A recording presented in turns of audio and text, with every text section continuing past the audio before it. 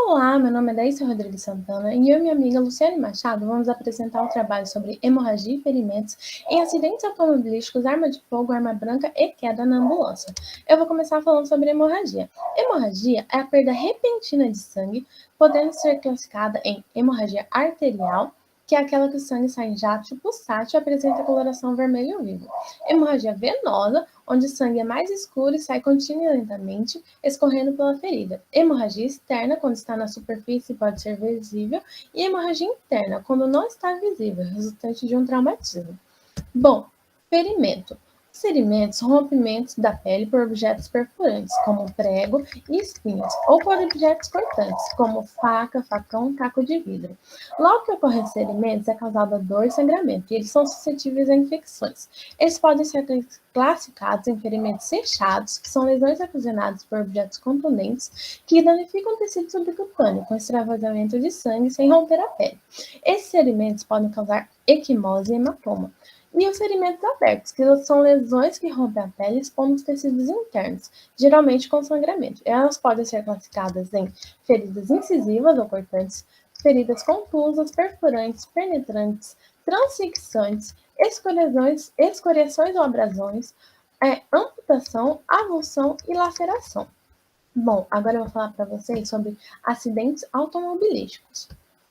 Os acidentes automobilísticos, seja rodoviário ou acidente de trânsito, é um evento inesperado que ocorre em uma via envolvendo veículos. Pode acontecer entre veículos e pedestres e veículos e qualquer outro obstáculo. As lesões mais comuns são traumatismo craniano, fraturas ocasionadas no crânio, podendo ser grave ou até mesmo irreversível. Fratura exposta, onde os tecidos do corpo, como por exemplo músculo e pele, podem romper e o osso ficar exposto. Fratura na bacia, onde a área mais atingida é a pelve, e essa região pode apresentar hematoma e inchaço. E fratura na coluna vertebral, que pode afetar a espinha dorsal, causando sérias sequelas. Bom, agora eu vou falar para vocês sobre os dados epidemiológicos dos acidentes automobilísticos. Bom, de acordo com o IBGE, Instituto Brasileiro de Geografia e Estatística, a taxa de mortalidade por acidentes no ano de 2019 foi de 15,2 mil pessoas por 100 mil habitantes. Além disso, de janeiro a março de 2020, antes da implementação de medidas de isolamento no país, o Brasil registrou 89,28 mil acidentes de trânsito. Bom, agora eu vou falar sobre a conduta nos acidentes automobilísticos. Quando acontece a abordagem SAMU, o enfermeiro vai para a pessoa considerada mais grave, geralmente a vítima inconsciente. Então, eles fazem o XABCDE do trauma. Se estiver algum tipo de trauma, se por exemplo fratura, eles estabilizam essa fratura. Geralmente na ambulância, eles andam no mínimo com 2 pessoas e no máximo com 4. Então, enquanto um está lá segurando a cervical, o outro vem e faz o exame físico, verificando se tem alguma fratura, até tirar o paciente da cena, onde eles colocam na prancha no colar cervical e dentro da ambulância. Já na ambulância, se o paciente não estiver grave no local, eles fazem os sinais vitais e o ABCDE secundário. Caso o paciente esteja com alguma hemorragia, se é visível, eles fazem contenção ali na cena mesmo, antes de levar para a ambulância. Essa contenção é feita com um curativo compressivo, com chumaço ou gaze. A compressão no local e passa a otadura. Os socorristas fazem um curativo bem firme. Então, resumindo, no caso de hemorragias em acidentes automobilísticos, é feito um curativo compressivo no local do acidente. Já em ferimentos, se algo acabou perfurando a pessoa, esse objeto não é retirado, apenas feito um curativo em volta com gaze e esparadrapo encaminhado para o hospital. Além disso, na ambulância, se o paciente tiver alteração do Glasgow, se estiver entre 14 e 13, eles já ofertam oxigênio para o paciente, 1 ou 2 litros só para conforto. E eles sempre avaliam o paciente, pois no deslocamento do acidente até o hospital ele pode descompensar, fazendo hipotensão, por causa de alguma hemorragia interna, mas geralmente o paciente dá sinais, como taquicardia, pele fria, entre outros sintomas. Então, eles vão resolvendo isso conforme a necessidade do paciente. Bom, agora eu vou falar para vocês sobre arma de fogo. Também chamado de trauma balístico, este ferimento é uma forma de trauma físico ocasionado por projéteis disparados por arma de fogo, podendo ser intencionais ou não intencionais. Bom, quando a bala atravessa os tecidos, primeiramente ela os esmaga e depois deslacera, deixando um espaço formando uma cavidade. O efeito prejudicial imediato de uma bala é tipicamente hemorragia grave, e nela o risco potencial de choque hipovolêmico.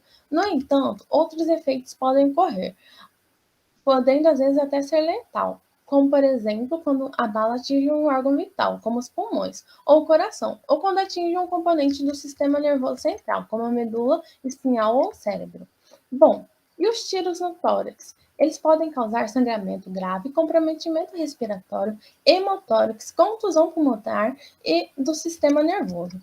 Já os tiros no abdômen podem causar sangramento grave, liberação de conteúdo intestinal, peritonite, ruptura de órgãos e déficits neurológicos. Além disso, dependendo da extensão da lesão, o tratamento pode variar de cuidado superficial até a amputação do membro. Bom, agora eu vou falar para vocês sobre os dados epidemiológicos.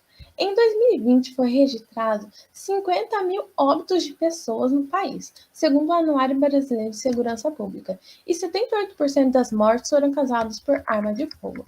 Bom, agora eu vou falar para vocês sobre a conduta em acidentes causados por arma de fogo. Bom, tanto no caso de arma de fogo como por arma branca, a ambulância não chega na cena se a polícia não estiver lá. A polícia militar tem que chegar primeiro para fazer a segurança da equipe e da cena. Aí eles abordam esse paciente. Geralmente, a arma de fogo não tem uma hemorragia tão visível. O projétil tem orifício de entrada e orifício de saída. Então, eles têm que observar o local onde foi a direção da bala. Por exemplo, se for na região do tórax, observar se o tórax está instável, se está expandido ou não, pois o paciente pode estar evoluindo para um pneumotórax ou hemotórax.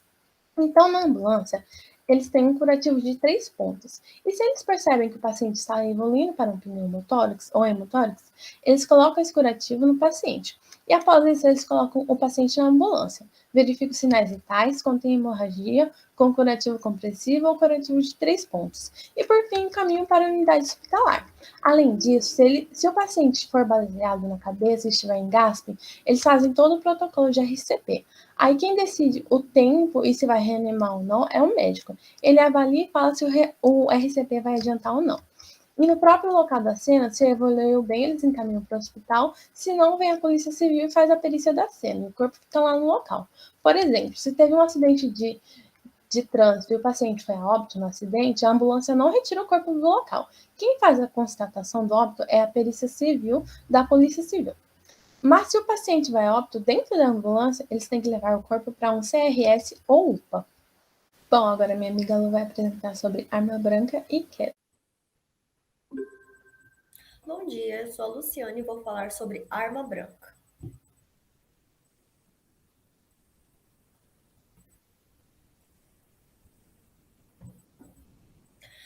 A perfuração por arma branca é um trauma físico que pode ser causado por meio de violência, seja ela de terceiros ou auto-infligida. Na utilização de objetos como facas, estiletes, entre outros objetos que possuem lâminas. Essas armas causam lesões somente com suas pontas afiadas ou bordas cortantes. Como essas são lesões de baixa velocidade, são normalmente associadas com um trauma secundário inferior. As lesões nessas vítimas podem ser previstas analisando a trajetória da arma dentro do corpo. Contudo, se a arma for removida, o socorrista deve tentar identificar o tipo de arma utilizada, se o tempo permitir. O sexo do agressor é um dos fatos mais importantes na hora de determinar a trajetória de uma faca.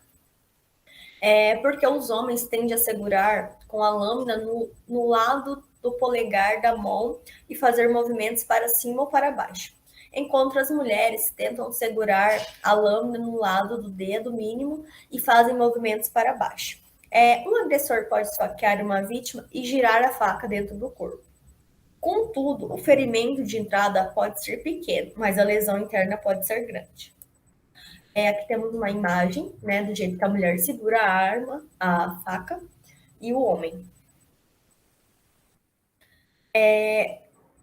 A violência com arma branca no Mato Grosso do Sul. Aqui estão alguns dados, né, uns dados divulgados pela Folha de São Paulo, com base no mapa da violência de 2015. Referente ao homicídio de 2013, que o Mato Grosso do Sul era um dos líderes no ranking nacional das mortes por armas brancas. ocupando o quarto lugar, com 32,7% dos homicídios cometidos com objetos cortantes. Agora eu vou falar sobre a queda. Vítimas de queda também podem sofrer traumas de múltiplos impactos. A altura estimada da qual a vítima caiu, a superfície sobre a qual a vítima se chocou e a parte do corpo atingida. As vítimas que caem de alturas maiores têm uma maior incidência de traumas, porque a velocidade aumenta enquanto caem. Quedas de mais 6 metros para adultos e 3 metros para crianças são geralmente graves. O tipo de superfície em que a vítima caiu e o seu grau de compressibilidade também tem um efeito sobre a distância de parada. O padrão que frequentemente ocorre quando a vítima cai ou salta de uma determinada altura e cai em pé é chamada de síndrome de Dom Juan. Neste tipo de queda, ocorre ferimentos como bilateral do calcâneo, fraturas no tornozelo, fraturas distais da tíbia e do perônio. Depois que os pés param de se mover, as pernas, né, são as estruturas seguintes. Podendo ter ferimentos nos joelhos e pelvis. Como a cabeça e o tronco se encontram em movimento, o corpo é obrigado a dobrar, podendo provocar fratura por compressão de coluna torácica e lombar. Se a vítima cai para frente sobre as mãos espalmadas, o resultado pode ser fratura bilateral de cólis nos punhos. Se a vítima cai em pé, o socorrista deve avaliar a parte colidir primeiro. Se a vítima cai de cabeça com o corpo se alinhando, por exemplo, se mergulhar em águas rasas, toda a força e peso do tronco, pelvis, perna em movimento contribuem para uma compressão da cabeça e da coluna cervical, podendo causar fraturas nessas. Quedas de idosos. Tem aumentado muito as quedas de idosos, e principalmente quando ele levanta para ir ao banheiro, né, levanta da cama, acaba caindo, tropeçando em alguns tapetes, né. Com isso, eles podem ter fratura no fêmur, né, na cabeça, ou até quebrar o braço. Nas condutas da queda, é utilizado o protocolo de pranchar e colocar o colar cervical no paciente, mesmo se for queda da própria altura. Primeiro mobiliza a cervical, mobiliza a coluna vertebral, mobiliza o membro, se por acaso fraturou, né, a pelvis ou o fêmur, para poder encaminhar esse paciente. O ABCD do trauma. A maioria dos atendimentos utilizamos o ABCD do trauma, porque a maioria dos atendimentos é trauma. Fazem a imobilização da vítima e encaminha, caso for trauma, para a Santa Casa. Sem fratura, vai para a UPA fazer raio-x, né, para ver se tem lesões. E se tiver ferimento, a gente contém a hemorragia do ferimento, faz a imobilização do membro, se tiver alguma fratura, para depois poder encaminhar. Curiosidades. São utilizadas 3 mochilas específicas que dividem mochila de trauma e via aérea adulta. Nela tem um soro fisiológico para fazer a lavagem do ferimento, chumaços, gases, atadura e a tesoura, caso precise cortar a roupa do paciente.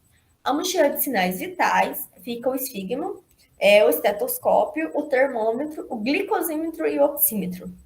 A mochila de vias aéreas pediátrica, que dentro da mochila tem um kit parto, né, se caso precise usar. Temos o ambu neonatal e o ambu pediátrico e as cânulas de Guedel, de 0 a 3. Sonda de aspiração e a manta térmica. O SAMU tem uma central, né, 192. Todas as ligações caem nessa central. E lá eles vão atender a ligação e passar para o médico, que vai classificar o risco. O SAMU tem uma classificação por cores. Essas classificações são divididas em código primo, que não é tão urgente, seria a cor verde. O código segundo, que não é emergente, mas também não pode esperar muito, que é a cor amarela. O código 3. que é o de extrema urgência, né, que é a cor vermelha. Todo acidente automobilístico é considerado código 3, independente se está grave ou não. E aqui estão as nossas referências. E é isso. Quando o enfermeiro percebe que a vítima está entrando em um quadro de pneumotórax ou hemotórax, o recomendado é fazer um curativo de 3 pontas. Nós utilizamos gás estéreo e o esparadrapo. Eu vou demonstrar para vocês como que faz. Você coloca o plásticozinho da gase aqui, aí você coloca a primeira fita do esparadrapo aqui em cima e nas laterais.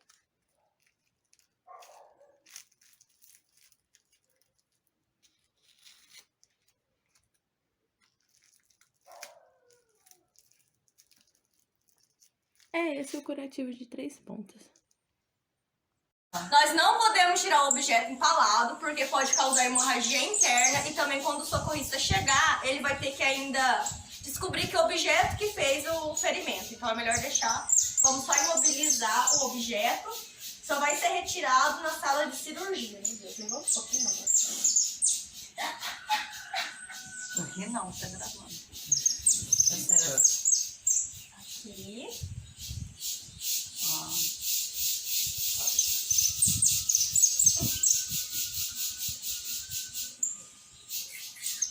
Com a faixa e com o esparadrapo.